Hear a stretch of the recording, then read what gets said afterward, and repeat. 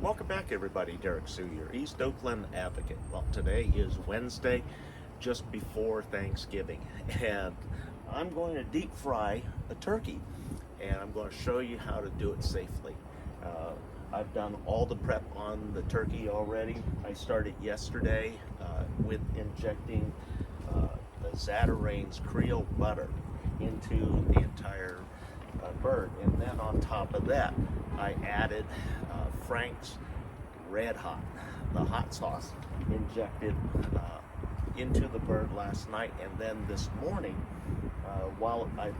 right after I put it on the deep frying stand, I also injected some more. You can see the orange striping here from the penetrations. Also, I salted the interior last night, salted the exterior so that the skin dries out.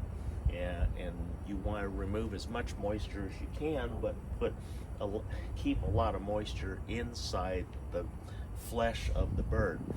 And so right now we're almost up to temperature. We're at about 375 right now. The initial oil needs to be 400 degrees, and so we're just waiting to get the oil up to 400 degrees before we dip the turkey inside there.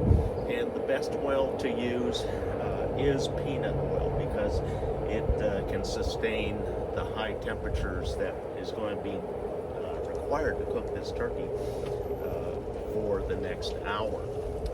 What you want to do, depending on the size of your turkey, it's 3 to 4 minutes per pound when you're cooking turkey, deep frying it, and then that way you don't overcook it, and hopefully you don't undercook it. But one of the most important things when you're deep frying the bird is not to have too much oil inside the pot. This is a 5-gallon pot, a deep frying pot for soups and everything, but it can also be used for the deep frying that I'm doing. And like I said, I like to use the peanut oil, because for the next hour you got to maintain high temperatures, and you want the when you initially dip the bird, there's going to be a lot of moisture coming out of here. And so one of my first safety tips, when you get it up to 400 degrees, turn the propane off. Turn it off until you have the bird completely submerged. Then that way you don't have this big, if you do have a flare up on the oil and the oil spills over, you don't set everything on fire. And then once the flaring has completed in the oil and the bird settles down, then reignite the burner to get the temperature back up to where it needs to be. The temperature should stay right around 300 and 350 is about when it's done. And the reason why I'm going back to the expensive way of doing this is the most expensive way to prepare a turkey. The reason why is this: the peanut oil. I bought this last month from a restaurant supply house, which is where I buy a lot of my bulk stuff, and it was $66. If you were to go to Walmart today and buy peanut oil, you would be 2 gallons smaller. They sell it 3 gallons for a little over $75. I paid $66 for 5 gallons. So this is a much better deal. And the thing about the peanut oil, it's usually good for no more than cooking 2 turkeys, period, because the fats, oils, and things that cook out of the turkey become part of the oil. And if the oil gets too contaminated with other things from the turkey, it doesn't taste good. And so I like to use the oil once. This is why it's so expensive. If you were to try and buy a deep fried turkey from Popeyes right now, I just looked it up this morning, it's $100, $99 at Popeyes for a really small bird. This is a 16-pound bird.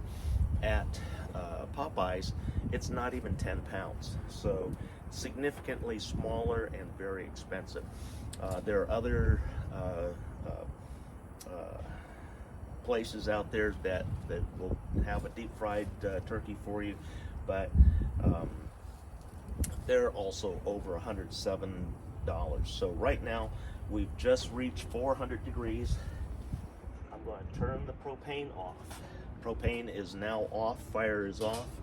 We're going to set the lid aside. We're going to prepare the bird. Usually it's best to use 2 people if possible, because you want to stand away from that open pot and the flaring that's going to go on. But we're going to see how it goes, and we're going to dip this in right now, and here we go.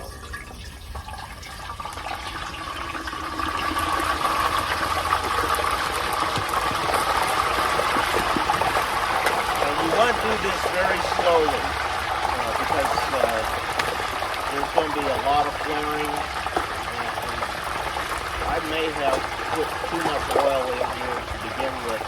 I put a little better than 3 gallons, and this is already flaring up to a point where I'm near the top. But we're going to continue because we still got to fill the body cavity with oil. And we're just now starting to fill the body cavity with oil. So we're almost all the way in. We're all the way in now. So we have the turkey all the way in. It is still flaring, but I measured it just about right. And so we're going to put this on here to kind of direct the splatter, the oil splatter from the flaring right now. While this is settling down, the temperature has now dropped to 350 degrees from 400 in that short amount of time. And so we're going to, this is frying pretty nicely right now.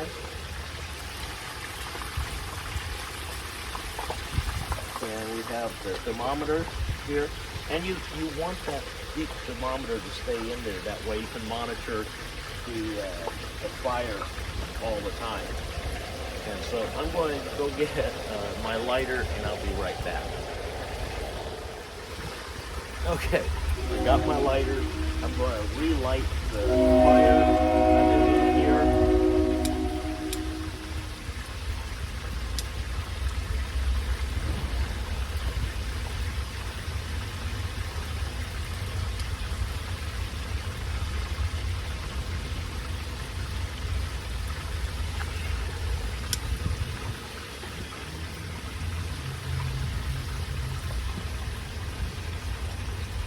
Okay, we have the fire lit now, and so this is a 16-pound turkey. We're going to cook it for 4 minutes per pound. So we're going to leave this here to cook for an hour, and in an hour we'll be pulling it out. So in the meantime, we're going to go ahead, clean up, and we're going to prep the second turkey for tomorrow so that all the spices and the Creole butter can marinate into the second turkey. So we'll come back in an hour and take a look at this. But all through the cooking process, be sure to look at your thermometer, because you'll know when you're approaching fully cooked when you hit 350 degrees, because that's about what the turkey internal temperature is going to be close to that when the frying is done. And so right now temperature has dropped down to 325, and that's to be expected. So it's going to be that low for at least the next 20-30 minutes, and then it'll slowly start climbing. So we'll come back in an hour and see where this is. Welcome back, everybody. Derrick Sue, your East Oakland advocate. It's been nearly an hour now that this has been frying. First thing that we're going to do so that we're part of the safety theme. Normally, I would have a fire extinguisher right here, but because I'm turning the propane off before I do anything, before the bird went in, and then we're going to let this settle down. Turn this off.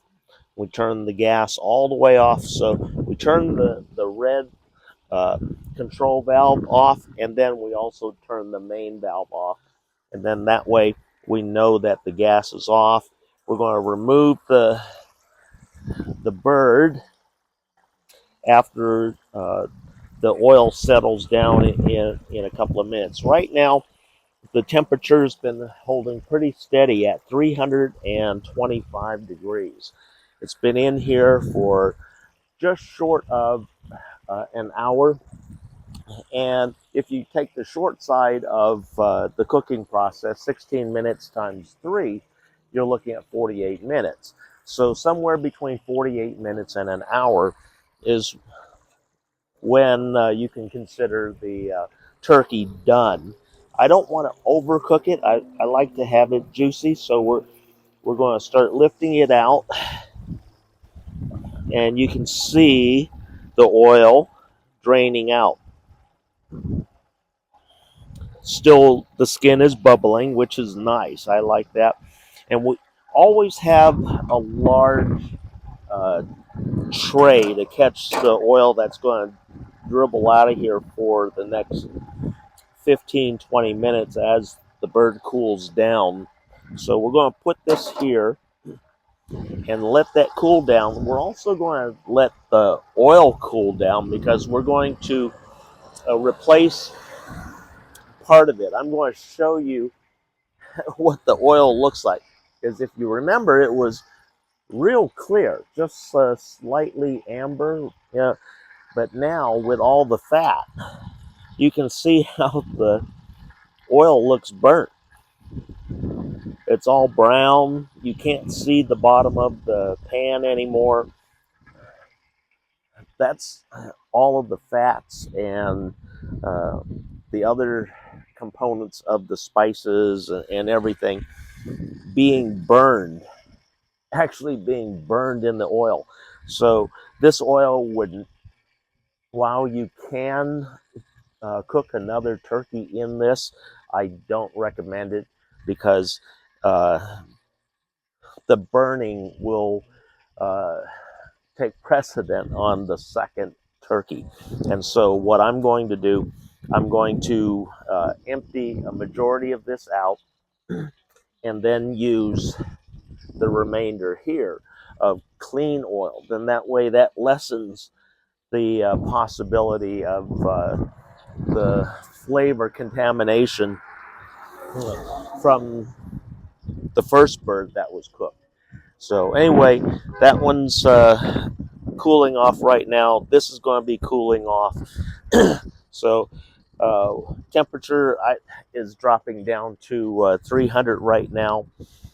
One of the things that I want to say, a lot of you remember that I had a charbroil propane infrared oilless turkey fryer a couple of years ago. Oh yeah, that's nice. You see how that breaks up? Real nice. Let me show you. That is a nice deep fry, soft, and that's really good. A lot of flavor in it. That's why I like using the peanut oil. Peanut oil enhances the flavors that are in the turkey. And that's why I always recommend the peanut oil. Plus, like I said, it's been nearly an hour and you saw how brown that oil got. And that's going to really influence the flavor if you throw another turkey in there. And that's why deep fried turkey number one is so expensive. If you have somebody fry it, the cost of the turkey, the oil, plus the equipment and the prep work. There's a lot to it.